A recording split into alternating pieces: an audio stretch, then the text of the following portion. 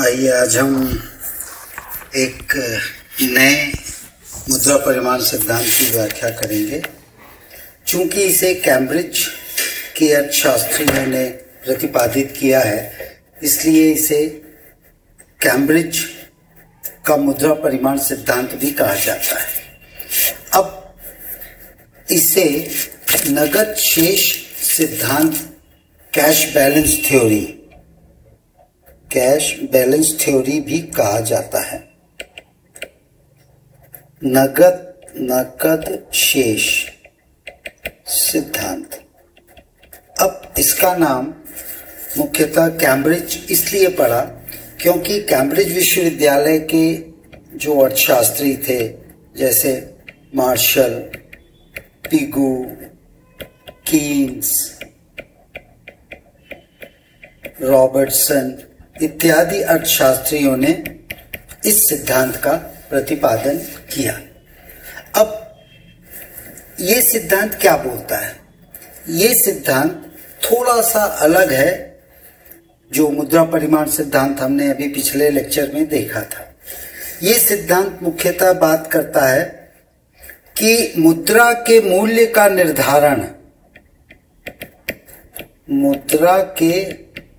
ध्यान दीजिएगा थोड़ा, मुद्रा के मूल्य का निर्धारण, हमने पिछले उसमें क्या पढ़ा था कि इसका निर्धारण मुद्रा का परिमाण तय करता है, परिमाण या मात्रा। हमने पिछले अध्याय में यही सीखा था कि मुद्रा के मूल्य का निर्धारण मुद्रा का परिमाण करता है।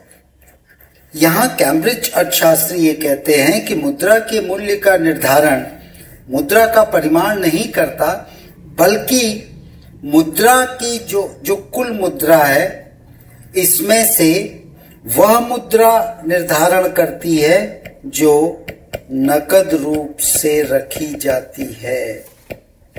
नकद रूप से रखी जाती, यानी मुद्रा के मूल्य का निर्धारण पूरी मुद्रा की मात्रा नहीं करती। मान लो ये पूरी मुद्रा है, पुराने सिद्धांत में ये निर्धारण करता था, लेकिन कैम्ब्रिज में ये मान लीजिए नकद है, नकद रूप से रखी जाने वाली मुद्रा। तो कैम्ब्रिज अर्थशास्त्री कहते हैं कि मुद्रा के परिमाण, ये मान लीजिए x है और ये है y। यहाँ x करता था, लेकिन कैम्ब्रिज के हिसाब से मुद्रा के मूल्य का निर्धारण केवल y करेगा, यानी वह राशि जो किसी भी व्यक्ति के द्वारा नकद रूप से रखी जा रही है। ये मुख्य अंतर जो आपको समझना है। पुराने उसमें पूरी मुद्रा x प्लस y ये करती थी मुद्रा के मूल्य का निर्धारण, लेकिन कैम्ब्रिज वालों ने कहा कि पूरी मुद्रा नहीं करती, बल्कि केवल वह भाग करता है जो कि नकद रूप से रखा जाए, यानी ये y, केवल यही मुद्रा के मूल्य का निर्धारण करेगा। अब आइए, अब इसी में थोड़ा सा हम विस्तार से जाते हैं। ये जो अर्थशास्त्री थे कैम्ब्रिज के,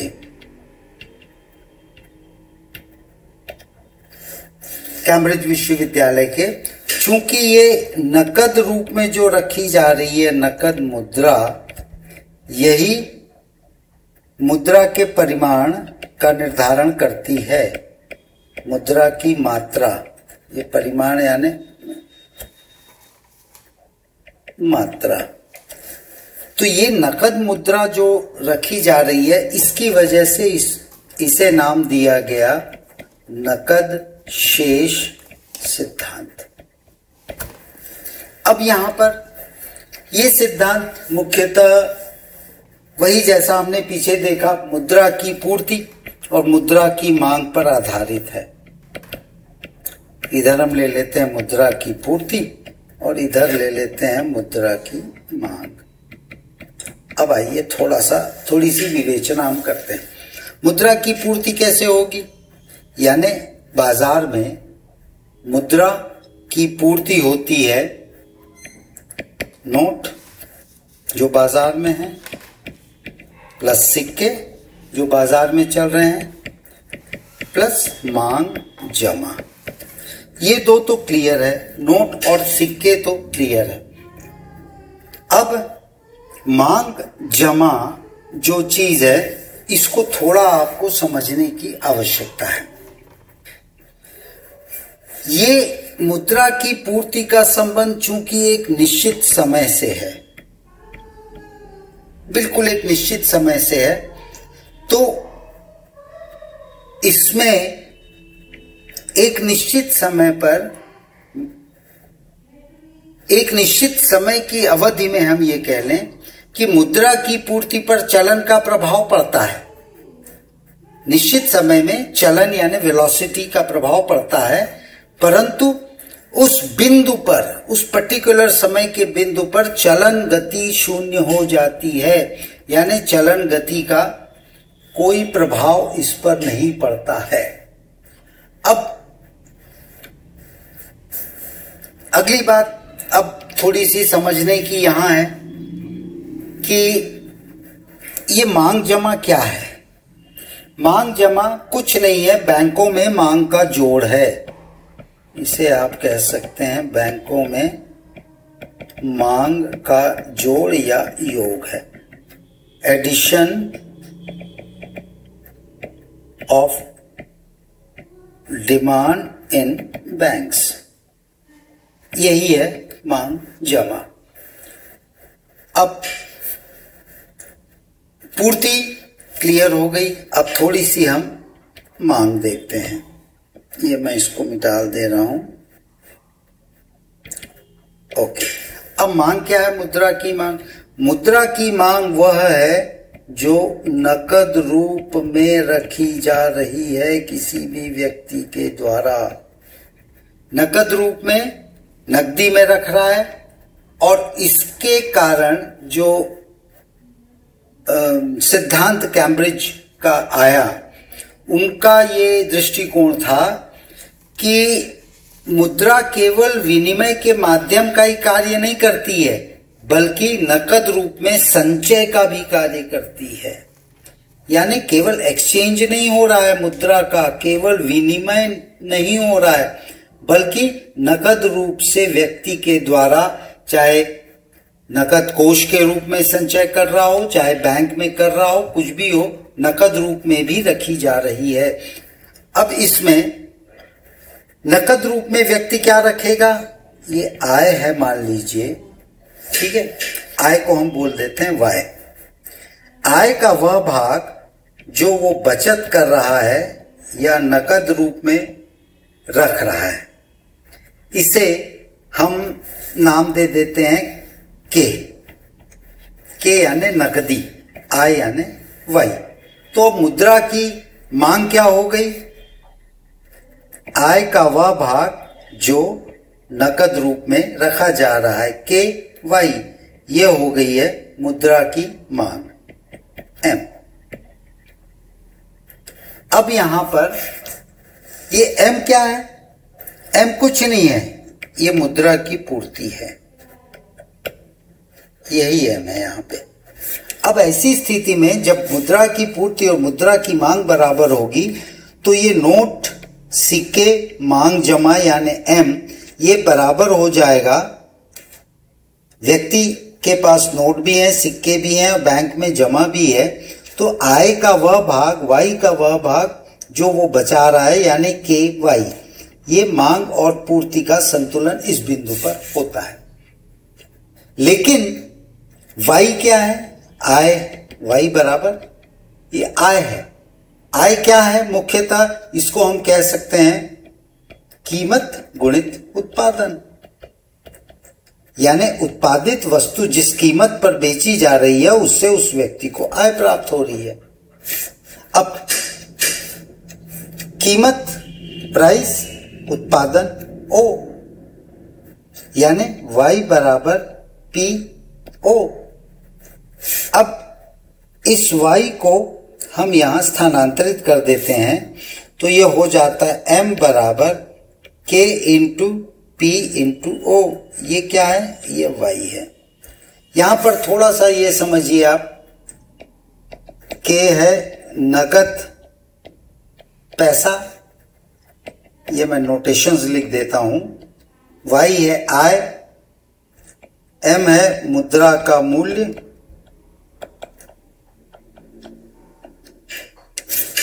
P है कीमत, O है आउटपुट उत्पादन। ये क्लियर हो गया। यानी M बराबर K into P into O upon Y।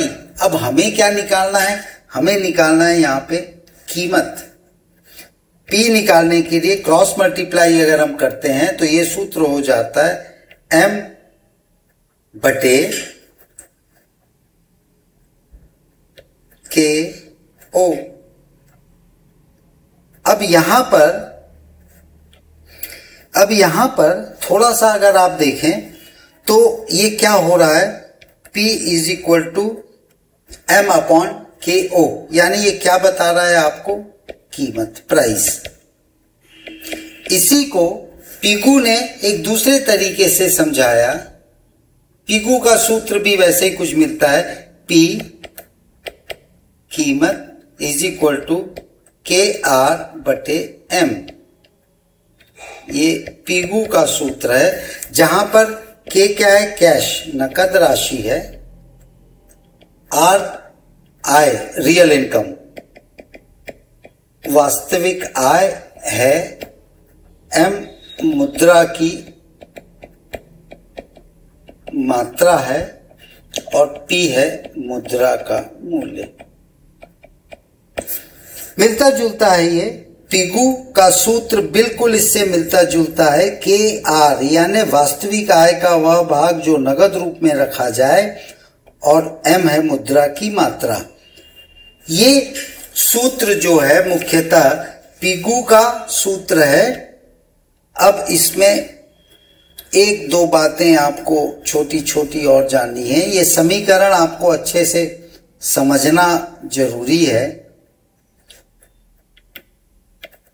अब यहां पर कैम्ब्रिज वालों ने जो मुख्य बातें कही थी वो ये थी कि बचत के कारण नकद रखने की प्रवृत्ति बढ़ रही है, और यही नकद जो है यही मुद्रा के मूल्य का निर्धारण करता है। यही बात कैम्ब्रिज अर्थशास्त्रियों ने मुख्यतः कही।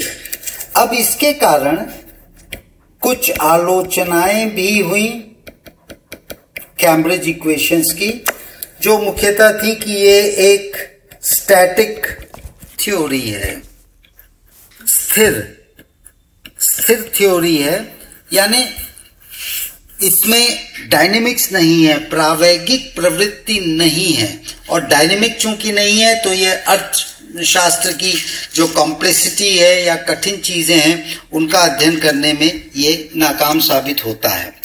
दूसरी बात, इसकी आलोचना में कहा गया है कि कई बार ब्याज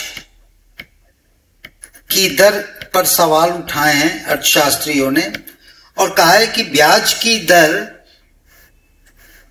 कीमत परिवर्तन पर कई बार प्रत्यक्ष प्रभाव डालता है, और इसका उल्लेख बहुत ज्यादा कैम्ब्रिज अर्थशास्त्रियों ने अपने सिद्धांत में नहीं किया है। बट ये सब होते हुए भी कई मामलों में कैम्ब्रिज का जो ये सिद्धांत है ये श्रेष्ठ माना गया है, और इसकी श्रेष्ठ करने का कई कारण है।